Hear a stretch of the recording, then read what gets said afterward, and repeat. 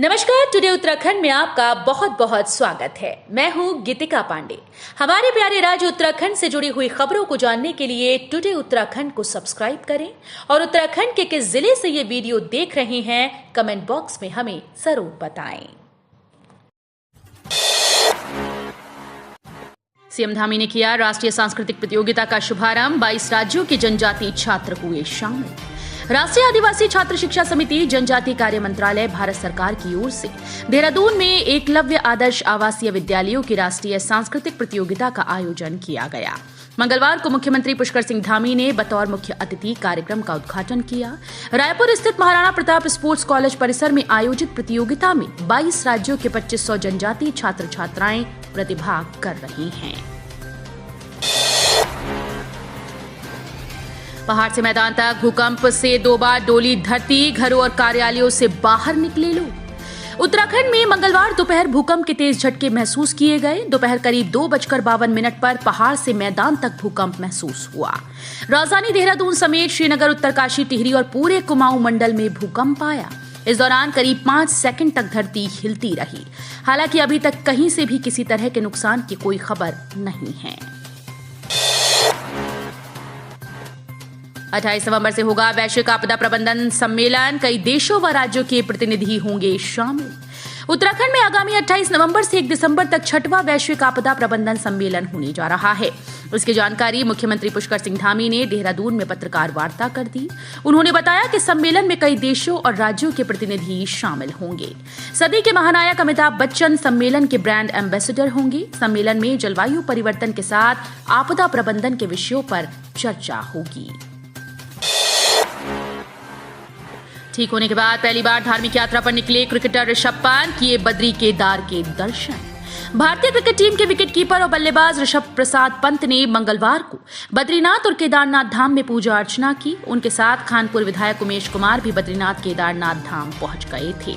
बद्रीनाथ में उन्होंने रावल, मुख्य पुजारी ईश्वर प्रसाद नंबूदरी से भी आशीर्वाद लिया। पूर्वाह्न 11:30 पर ऋषभ हेलीकॉप्टर से बद्रीनाथ धाम पहुंचे।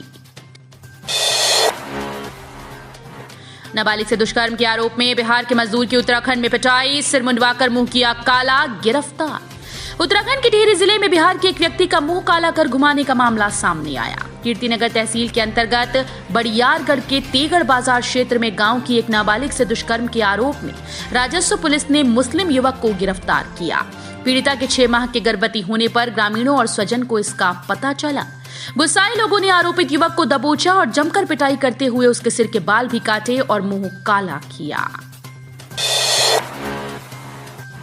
12 अक्टूबर को उत्तराखंड दौरे पर आएंगे पीएम मोदी। चीन सीमा को जोड़ने वाले लिपुलेख मार्ग का करेंगे लोकार्पण। प्रधानमंत्री नरेंद्र मोदी उत्तराखंड के 2 दिनी दौरे पर आ सकते हैं। वो इस दौरान चीन सीमा को जोड़ने वाले लिपुलेख मार्ग का लोकार्पण के साथ छोटा कैलाश के नाम से प्रसिद्ध आदि कैलाश ओम पर्वत के दर्शन करेंगे।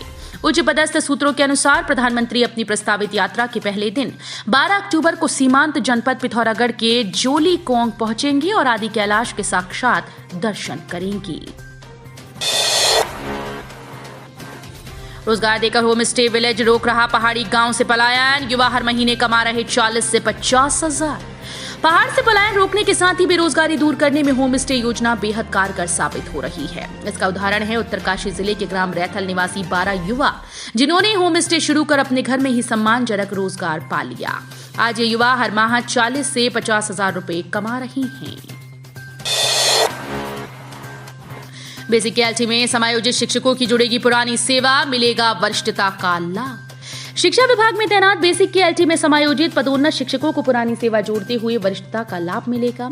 सचिव शिक्षा रविनाथ रमन ने इस संबंध में आदेश जारी कर दिया। ये फैसला हाईकोर्ट के अंतिम निर्णय के अधीन रखा गया।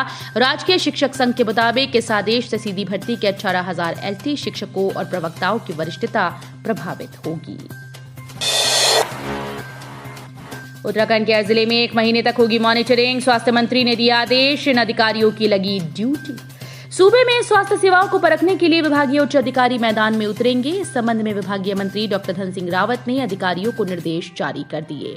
स्वास्थ्य विभाग के अधिकारी जनपदों में जाकर स्थानीय लोगों से जनसंवाद स्थापित करेंगे और उन्हें केंद्र और राज्य सरकार द्वारा संचालित विभिन्न स्वास्थ्य सेवाओं की जानकारी देंगे। पाठशाला का सर 100 से अधिक विद्यालयों के पास नहीं है अपना भवन, बुनियादी सुविधाओं को तरस रहे हैं स्कूल। उत्तराखंड में शिक्षा गुणवत्ता में सुधार के दावों के बीच गढ़वाल और कुमाऊं मंडल के 100 से अधिक विद्यालयों के पास अपना भवन नहीं। देहरादून के चक्राता ब्लॉक में प्राथमिक विद्यालय में इंटर कॉलेज चल रहा है। पिछले 3 महीनों से ये स्थिति बनी है। इसके अलावा कुछ अन्य विद्यालयों का भी यही हाल है। बाघों का नहीं हो रहा शिकार तो कहां से आ रही इतनी खाल, अब लगाम लगाने की तैयारी। उत्तराखंड में बाघों की संख्या बढ़ने के साथ इनके शिकार के मामले भी बढ़ते जा रहे हैं। वन विभाग हमेशा से तथ्य को जुटलाता रहा, लेकिन बीते 2 माह में एसटीएफ और खुद वन विभाग की संयुक्त टीम ने 7 तस्करों को गिरफ्तार करते हुए उनसे बाघ की 3 खालें बरामद की हैं। इसके साथ ही 50 किलो हड्डियां भी बरामद हुई। विकासनगर में खाना बनाने के दौरान हादसा, सिलेंडर में आग लगने से पिता और बेटियां झुलसे।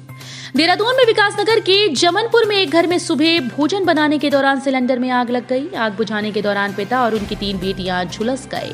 मौके पर पहुंचे दमकल कर्मियों ने आग पर कड़ी मशक्कत के बाद काबू पाया। आग जलने से घर का सामान जलकर राख हो गया। जानकारी के अनुसार उत्तर प्रदेश के पीलीभीत के बिलसंडा निवासी जाहिद खान जमनपुर में परिवार के साथ किराए के मकान में रहते हैं। मंगलवार सुबह जाहिद, उसकी पत्नी अमाना बेगम और बड़ी बेटी रिहाना के साथ फैक्ट्री में काम पर जाने की तैयारी कर रहे थे। उनकी छोटी बेटी मुस्कान और सुवालिया नाश्ता बनाने की शुरुआत कर रही थीं।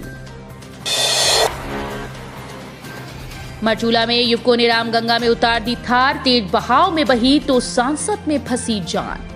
मरचूला में पुल को छोड़ नदी के बीच जीप दौड़ाना 3 युवकों को महंगा पड़ गया। उनकी जान सांसद में फंस गई। युवकों ने जैसे ही जीप नदी में डाली तो वो रामगंगा के तेज बहाव में बह गई और तीनों इसमें 1 घंटे तक फंसे रहे। सूचना पर पहुंची राजस्व की टीम ने गोताखोरों की मदद से तीनों युवकों को जीप के शीशे तोड़ बाहर निकाला। डीएम कार्यालय में कर्मचारी ने लगाई फांसी, पंखे पर लटका मिला शव, मौके पर मिला सुसाइड नोट। हरिद्वार के रोशनाबाद स्थित कलेक्ट्रेट भवन में कनिष्ठ सहायक के पद पर तैनात एक कर्मचारी ने कार्यालय में ही संदिग्ध परिस्थितियों में फांसी लगाकर अपनी जान दे दी। मौके से एक सुसाइड नोट मिला जिसमें उसने अपनी मौत का जिम्मेदार खुद को ही बताया है। देर रात महिला अकाउंटेंट से चाकू की नोक पर लूट, लाखों रुपए लेकर फरार हुए बदमाश। देहरादून के जीएमएस रोड स्थित मोहित विहार में एक महिला से चाकू की नोक पर लूट करने का मामला सामने आया। बदमाश महिला से लाखों रुपए लेकर फरार हो गए। महिला उरेडा में अकाउंटेंट के पद पर तैनात है। वहीं पुलिस आरोपियों की तलाश में जुटी है। जानकारी के अनुसार सोमवार देर रात नम्रता वोहरा के घर में बदमाश घुस आया। उसने महिला को चाकू का डर दिखाकर करीब 7 लाख रुपए के जेवर और 50,000 रुपए ले लिए। इसके बाद वो घर से बाहर भाग निकला। तो ये थी हमारे प्यारे राज्य उत्तराखंड से जुड़ी हुई कुछ खास और अहम खबरें। इसी तरह की लेटेस्ट अपडेट पाने के लिए अभी सब्सक्राइब करें टुडे उत्तराखंड चैनल को। धन्यवाद।